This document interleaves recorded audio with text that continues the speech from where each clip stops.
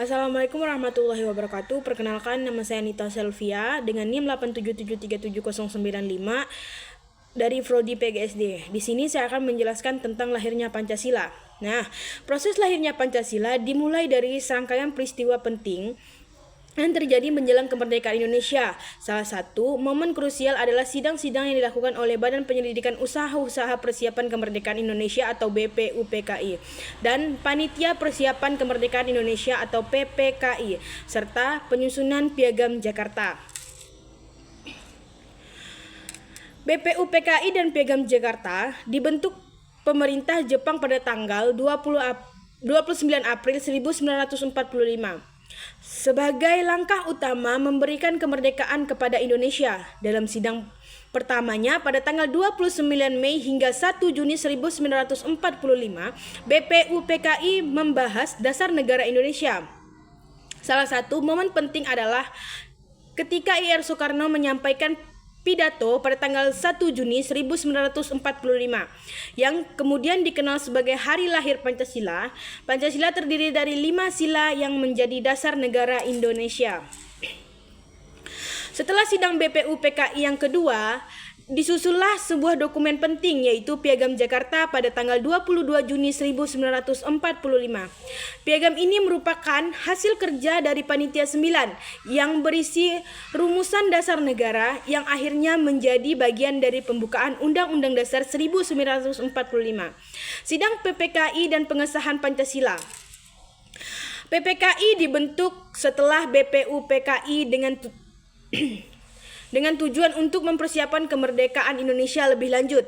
Pada sidang ini, PPKI mengesahkan Undang-Undang Dasar 1945 pada tanggal 18 Agustus 1945, sehari setelah proklamasi kemerdekaan.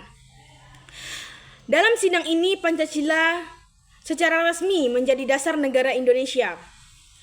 Nilai Pancasila yang tercermin dari peristiwa lahirnya Pancasila terdapat beberapa nilai penting yang tercermin yaitu